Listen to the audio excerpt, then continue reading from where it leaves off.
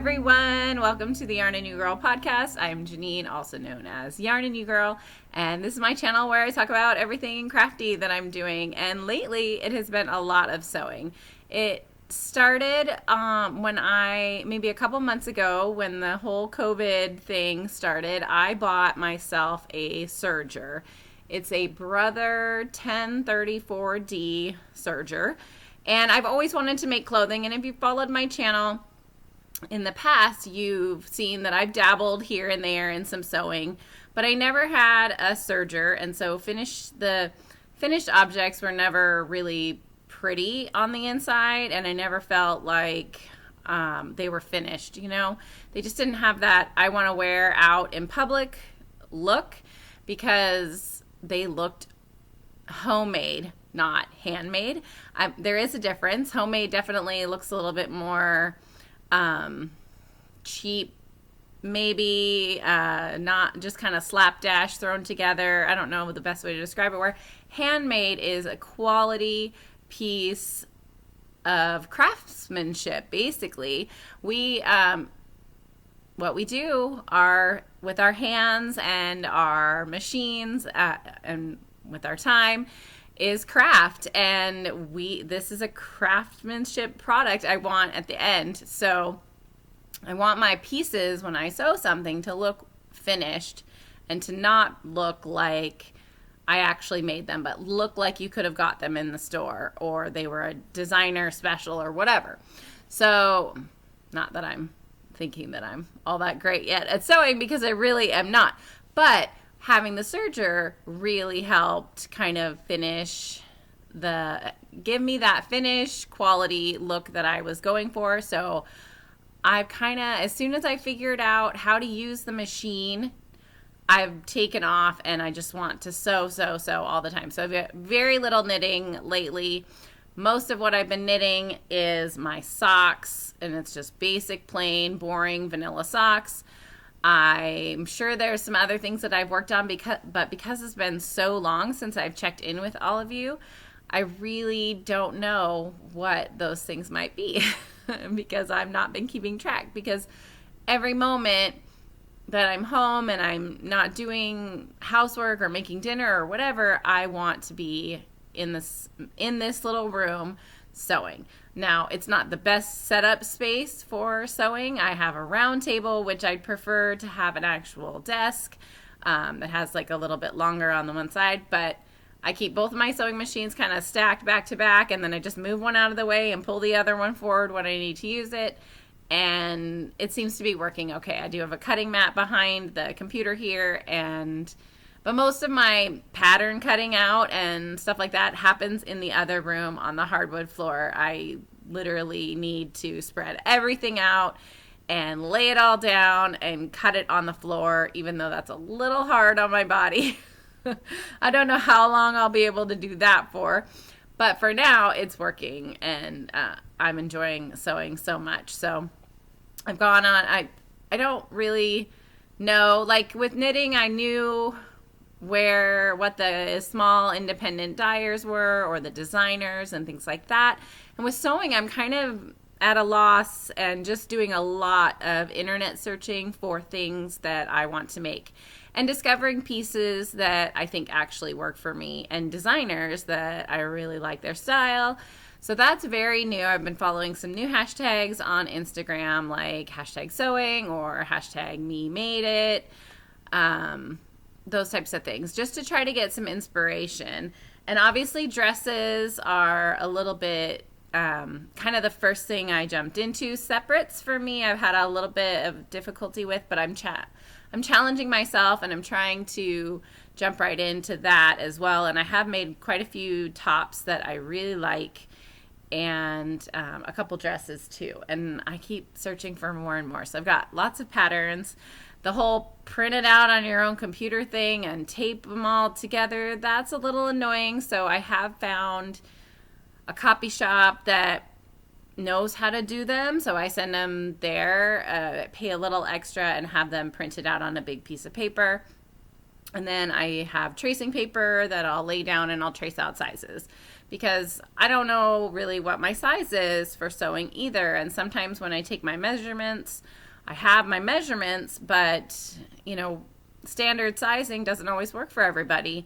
And sometimes, you know, I'm not quite knowledgeable enough to do a lot of adjusting yet on my own. I am trying to figure out how to do that, and I have been making a little bit of progress into some self-drafting kind of things, but not a lot. So I'm learning about new sewing designers. So I would love some input from any of you who are out there who are sewists. Is that what we call ourselves? I don't know. Some people to follow, some, you know, designers that you like, some patterns that you've enjoyed making, whatever. I would love to see it. I have found a couple different things, and I will show you what I have been working on mostly. So obviously one of the first things that I discovered was the Sew Liberated. So she's a designer, has a couple patterns. Her style is very boho and super cute, and I have made a couple different patterns of hers. The first one that I love, and I made a couple of these, is the Metamorphic Dress. And this is a reversible dress that is like, you know, you kind of throw it over. It's like, it looks like a jumper. And then the front size has this like lifted hem. I don't even know. So it's a little swooped, and you see the under fabric. And now I know a lot of knitters who dabble in sewing have made this dress. I actually saw Andrea Mowry had a photo on the Metamorphic hashtag page, and a couple other people. So this is the one side, and the front of this one has they have these little patch pockets, which you can't really see very well on this one, but there's 2 patch pockets, no side pockets on the front. But then when you turn it inside out to wear it on the other side, which I shall do right now, I did this purple linen, and it's just a straight jumper style dress, and this one has side pockets, you know, here. So I love this dress, and when, I don't know her name, the girl from Sew Liberated, I don't know her name, when she shows it, she wears like jeans and stuff underneath it, and I love that look so much, like jeans and little like half boots. So cute with this. So I've been loving this dress so much. I made 3 of them now. The first one I made, I went off my measurements, guys. Like, I measured my chest, and it's like, my chest is like 36 and a half or something across, and my hips, you know, are like 40. They're, you know, my waist isn't that small either. I mean, it's small-ish, but depending on what size you are, my measurements put me in this dress in a size 10, which I made, but it's huge on me, like so big. So I went down to the size 6. And I mean, you do want it to be a little oversized, but not so big that it looked like a sack. I really didn't want it to look like a sack. So this is, I did a size 6, and I found that the size 6, even though it's not exactly my measurements and maybe I'm measuring wrong, I don't know, but according to my measurements, I should have done the 10, but I did, but that was too big, so I made a 6. So I'm still figuring out sizing and stuff for that. So I made this version of the Metamorphic Dress, and I don't know what all the fabrics are, except I've been buying stuff on fabric.com like crazy, because that's the only real like place that I know of right now. Again, I'm still learning all these, you know, cool things to make and cool fabric shops. I don't know, you know, very many yet. So, but the inside or the front, this is a Robert Kaufman in a cotton lawn. And then this is just a linen, also Robert Kaufman. I think it's a yarn dyed linen, which I'm not sure what that means. It's a little heavy, but I really, really like it a lot. So that one I've been wearing a ton. And then the other Metamorphic dress that I've been wearing a ton, which I really like, and this one I adjusted a little bit, and put side pockets on the front of the pattern, or the front side of the dress, as well as the underside of the dress. And it makes it a little bit like more, you get a little bit more of a shape around the hip, because you do have some pattern or some fabric at the hips where your pockets are. But I really want to stick my hands in pockets when I'm wearing a dress. So if it doesn't have pockets, I want to put pockets in it. I love pockets in a dress. So I made this one, and I think this is also Robert Kaufman. The top is a chambray, like little gray polka dots, and then the bottom is the same, but a gray, dark gray linen, also Robert Kaufman. But this time I did patch pockets in the gray, which I really like because it gives it very, a very like down to earth or bohemian style. I don't know, but I love it. And then you see this here, and then I also put some inset pockets or side seam pockets, if I can find them, in the top fabric as well as the underside fabric. So this one, again, super cute over jeans with some half boots, and it'll be something that I'll be wearing a ton in the winter. You can wear it in the summertime over like a tank top and or a cami or whatever, or just a t-shirt and no jeans. But I love that jean look underneath, and I live in the Pacific Northwest, so summer is very minimal here, and I'm not thrilled with my legs. They're always extremely pale, and I do have some varicose veins on my legs. This is what happens when, you know, you get older and you stand all day on your legs. I would love to have my varicose veins taken care of. But whatever, for now, you know, wearing a pair of jeans or leggings underneath a dress is kind of what my go-to is. It's my most comfortable wear. So I like to have pants on, and I think living in the Pacific Northwest, it's appropriate here to be able to wear pants all the time almost. So those are two Metamorphic dresses that I've made. I learned some very cool things. There's this, because it's reversible, she does this burrito style method where you like roll them up together and then you sew them together, and that was super cool. I learned how to do that. I enjoyed that a lot. I also have made, I pretty much bought quite a few of her patterns. I've made her Hinterland dress, two different versions. Now, the first one I followed the pattern well, and I made the 6, and I did it in this flannel that I had that I bought for like a while back. I might have shown you guys this fabric. I got it because I wanted to make this dress in one of Gertie Sew's books that I bought. You know, I was on a kick sewing a couple years ago, and I had this book, and I was like, oh, I'm going to make this dress. The dress called for like corduroy, and I was like, oh, I can do flannel. That's fine. And I like flannel. So this fabric had been sitting around for a really long time. So the Hinterland dress can either be like a full button placket down the front or just like this half placket. You can do sleeveless, 3/4 sleeves, or short sleeves. And so the first one I did, obviously I did 3/4 sleeves because I felt like this is going to be a winter dress. And I did a size 6, and it's a little, the shape is not the greatest. It doesn't have a lot of waist shape here.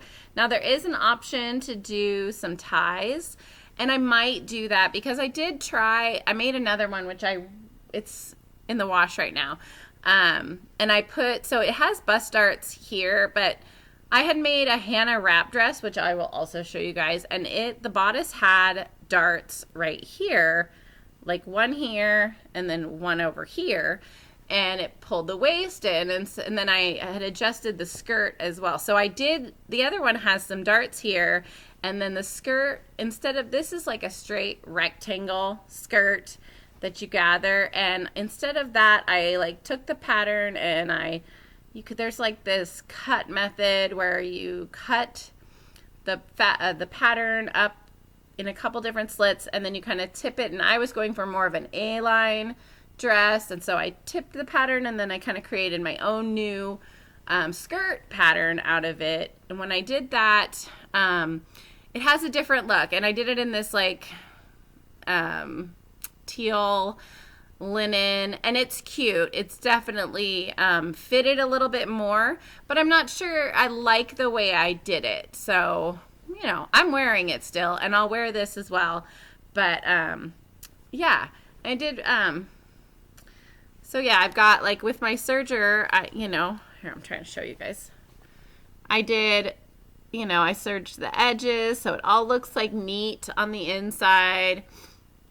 I feel like I've done a pretty good job. Like I've learned how to make my own bias tape. That was super cool. My lines and seam lines are getting a lot neater.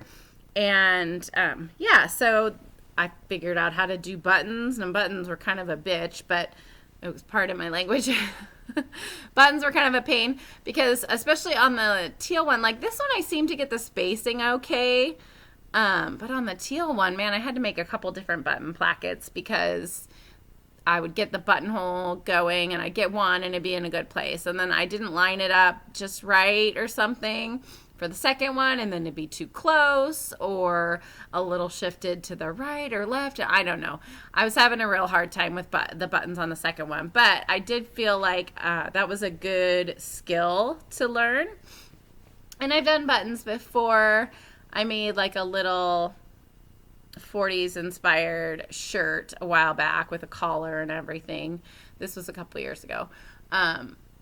But again, it was one of those ones that I didn't like the way I'd finished it. It was a little sloppy, not very well done line-wise, and I was just, you know, playing with my sewing skills. Like this actually looks like a good quality finished dress, and you know the hem is nice on the bottom and all that stuff. So I feel real good about that. And then this one has some pockets as well. So yeah, pockets. So that is the Hinterland dress, and I made 2 of them, but I've only got one down here to show you guys.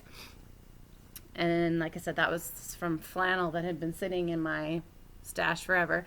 So those were some So Liberated ones. I also made, she has a strata top, which is like a cool, like loose sort of t-shirt, but I've tried to make it twice now and don't like the way, like the second time the fit around here was a little bit better, and I went like 2 sizes up. Like the first time I made, I had done this patchwork, like leftover scraps thing, and it was just kind of practicing with my serger and making like patchworky top, and I used that as a thing, but it was too small. I mean, it fit me, but it was too small, and it was too short. I'm not really a cropped person, like I just don't like to wear crop tops. And it has this front, like where it kind of comes up, which is a cute design feature, but I need to add length to it. I need to figure out how to add length to it. And the second one, so the first one was too small. I gave it to my niece, and it's really, the fabric was too stiff for that particular shirt.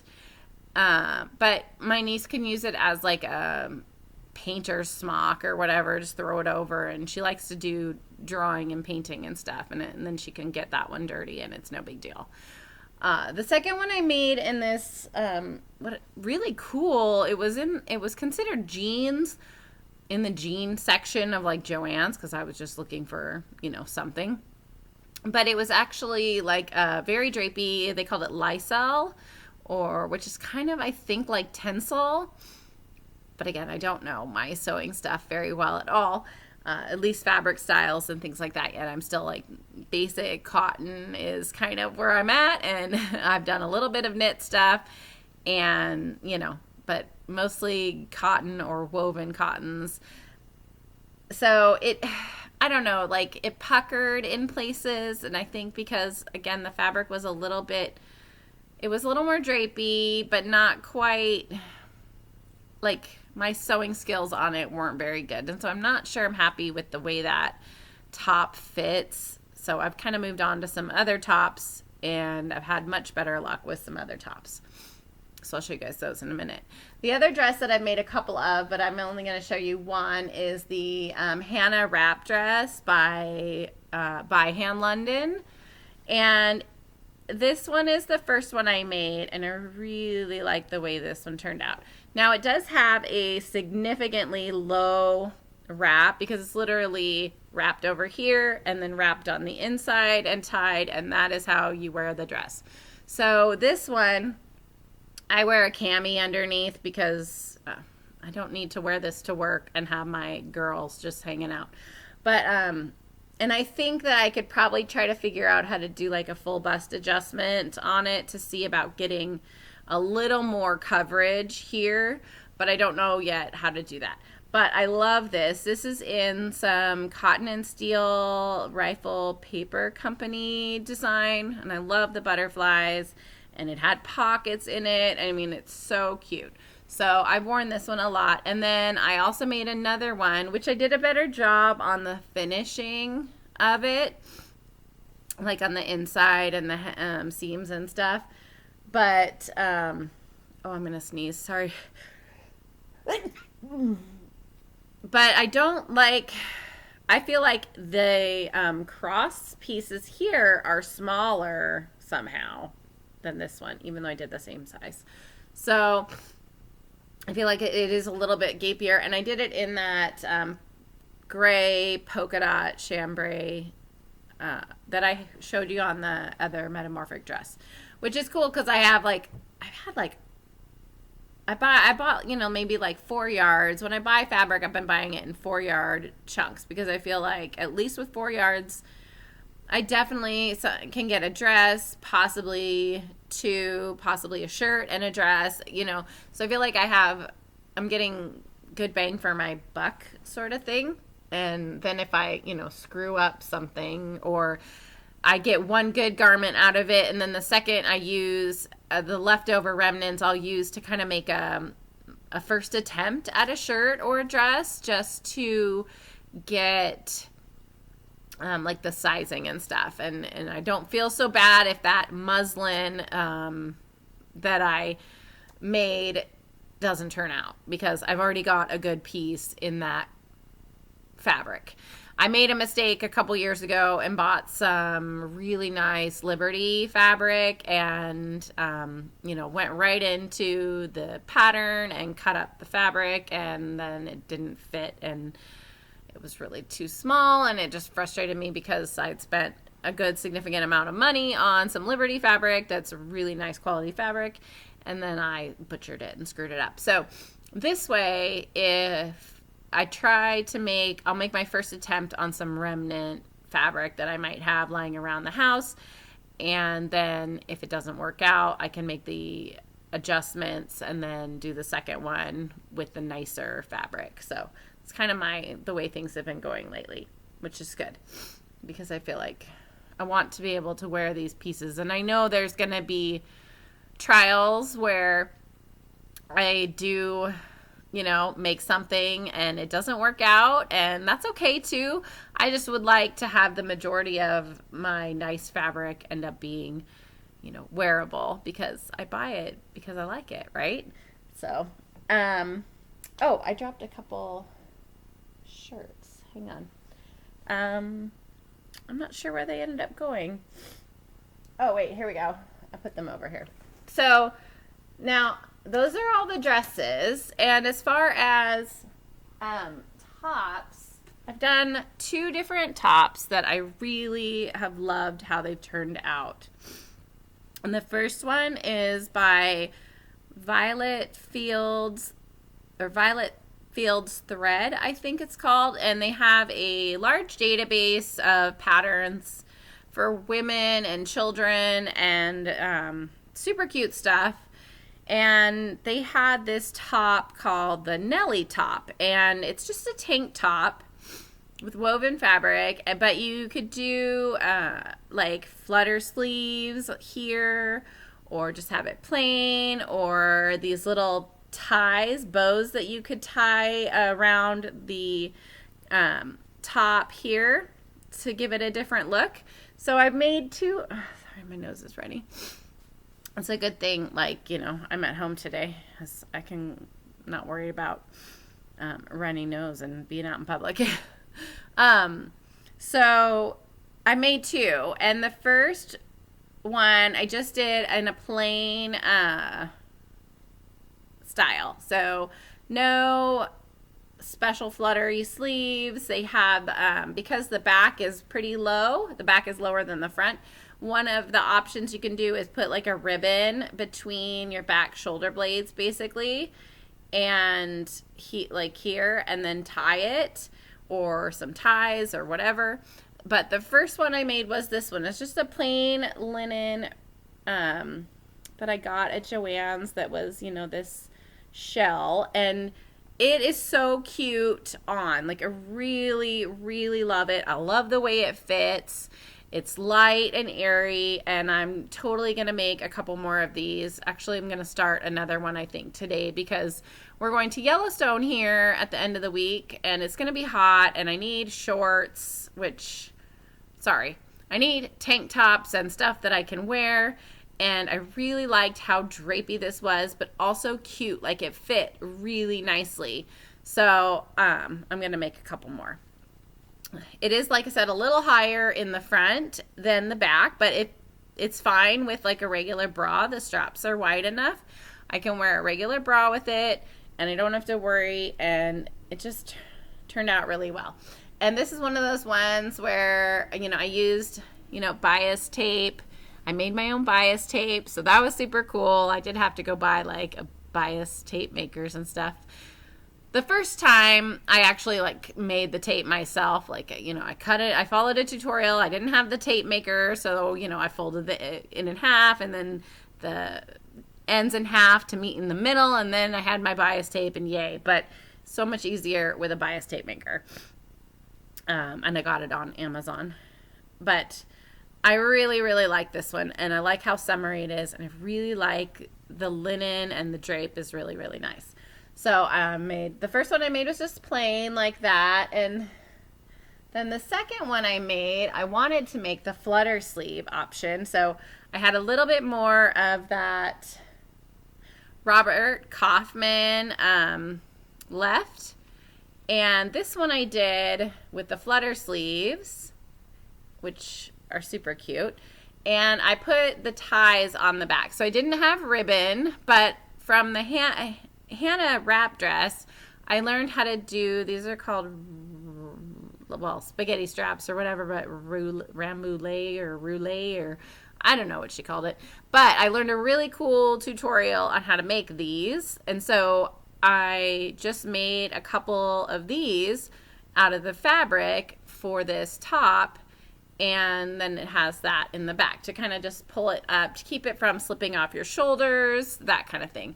And then because I was running low on fabric, I didn't have enough of the Kaufman to do like significant bias tape. So I made bias tape out of this purple cotton that I had, and I thought, you know, went really well. So I did the bindings and the facings like that. So you put some around the sleeves as well. So everything looks all nice and finished, and I love that. I would have never figured out, you know, on my own that that's what you could do, but man, bias tape, excellent way to finish like necklines and stuff on your garment.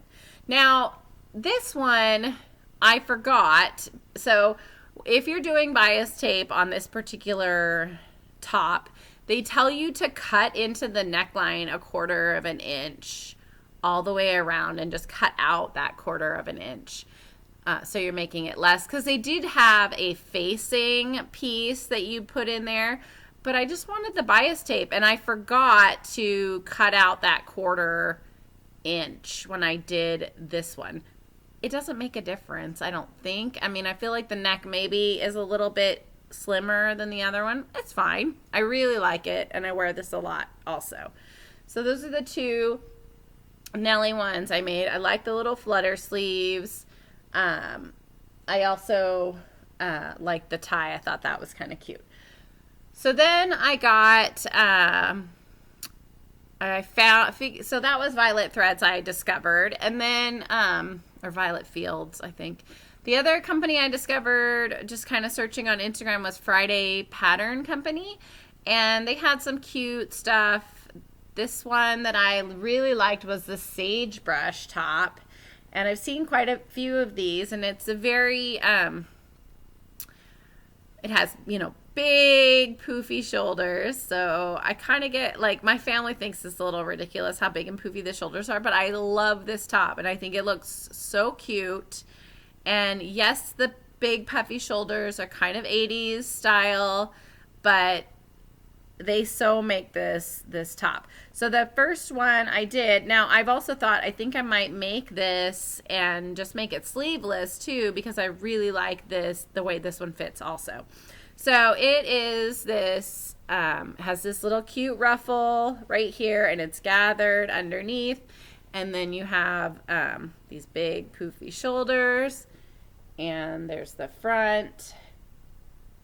And then the back, you do, again, bias tape for your neckline, but this one you do a little bit differently, and then you leave these long ties to tie it together in the back, and it's so cute. So I think it would work really well. I have to maybe adjust it a little bit if I was going to make it a tank top, because I feel like it comes in maybe too much here. Like, I almost want to make it just a little bit, like, cut my pattern, and I don't know if, how to do this, but maybe not make it come in so much right here, but cut my top piece here, the yoke, just a little wider right there. And then I think that you could totally just do bias tape around the armholes, and you're good to go, and you have a cute little tank top. So I think I'm going to try doing that with some fabric that I have left over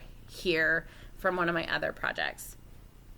And so I made two of these. This one I love. The other one I made out of that really cool, like, Lysol tencel fabric. Not so happy with the way, again, it's something about the way that one drapes. I'm not thrilled with it. And it has these little, like, a little bit of elastic around the cuff of the sleeve. Which I like on this one, but the other one, I don't know if I, like, measured weird. Like, the first time I measured one side, it was a lot looser than the other, and so obviously that made a difference with where the arm sat. And then I thought I fixed it, but now it's like I still don't. I feel like maybe I cut one arm a little bit bigger than the other. I don't know. Or didn't gather it. I don't know. It just seems a little off kilter, even though I tried. So I don't know. But anyway, I love this one. I love this color. I love this fabric, how it turned out, and I'm very, very happy with it. So that is the Sagebrush top by Friday Pattern Company, and I've been enjoying that one a lot. I am going to, like I said, going to make another one, but a tank top version. So I'm going to mess with the pattern a little bit and try to adjust here so that it's more like a like a sleeveless shirt and not necessarily a tank top.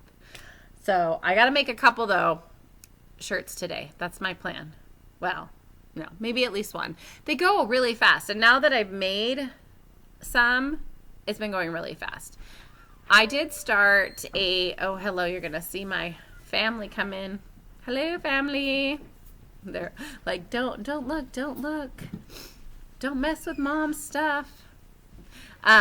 They were kindly out picking blueberries at my dad's house and leaving me some time to do this, because I haven't had a lot of time to do this because everybody's home, because it's summer and it's COVID. So everybody's home all the time. So that is the majority of my finished stuff for sewing.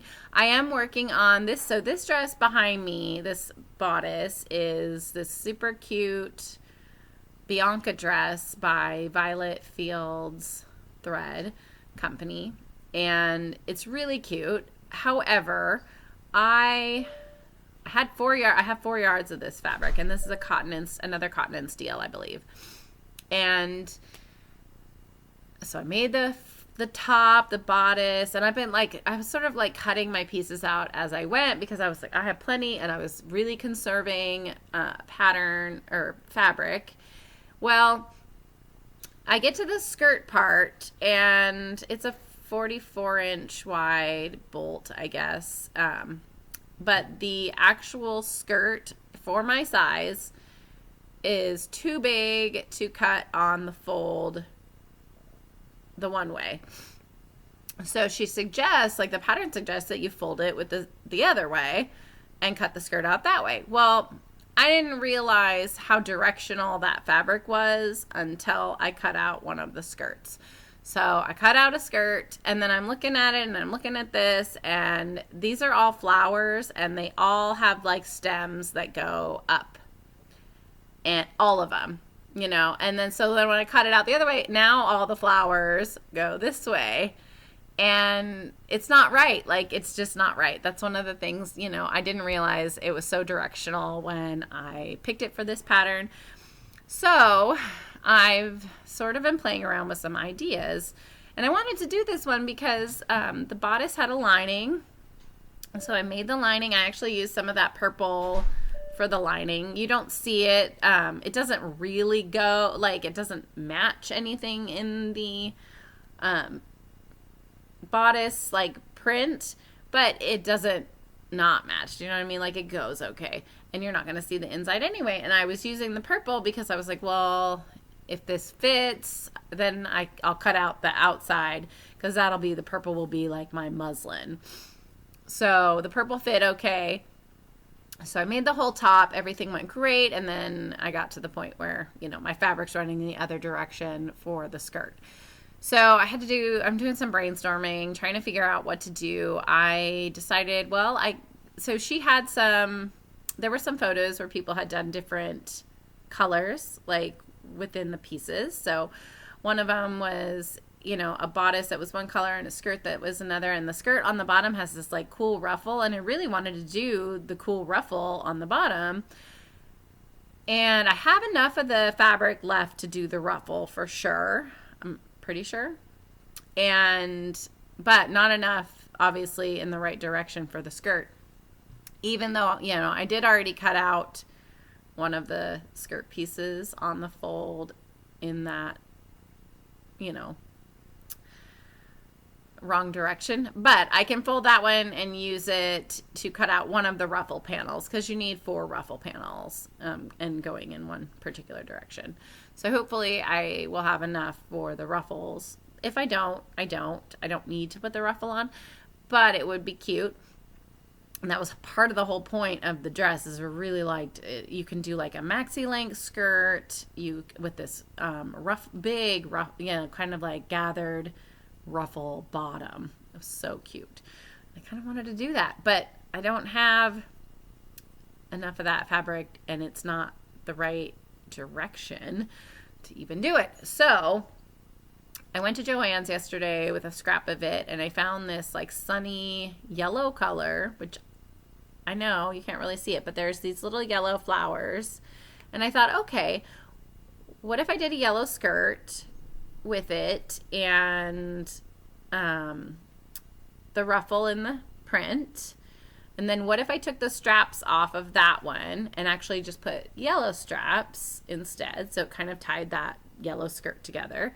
And then also one of the things that she showed in the design option was like straight down the middle, like a fake button placket in the yellow. So I was like, well, I could do that too. I could sew on this, you know, bogus button placket, and it's just basically like the strap for the, you know, the same size as the strap for the shoulders, and then I just attach it kind of the same way.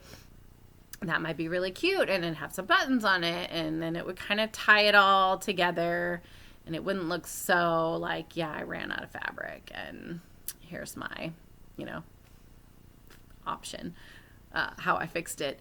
But even if it doesn't work out and I don't like the way that it works out, I feel like I'll have learned quite a bit. Because it has the lining, it's also like a princess bodice where you have like your seams run down your chest right in the middle here and come across, and it does the lining, and it will have a zipper, and zippers are a little like a little, you know, sketchy and scary for me. So hopefully it will be okay, but that's kind of on the back burner right now. But I had just finished the bodice yesterday. I was on a roll, and then I got kind of stymied by not being able to make the skirt. So oh well. That's that one. I've been making a lot of masks too. I'm trying to find the perfect mask pattern. I have yet to find one. If you have suggestions for a really great mask that fits you really well, send it my way. I found this one from Jennifer Maker, which has, it kind of comes, it's one of those ones that sort of meets in the middle and comes down, gives you a little bit of space around your eyes. And while I like it, the one I wore yesterday, I made the medium because the medium seemed to fit, and the small seemed to be, like, it fits my son, but doesn't fit me very well. But maybe that's just because I need bigger ear loops for it or something next time. I don't know.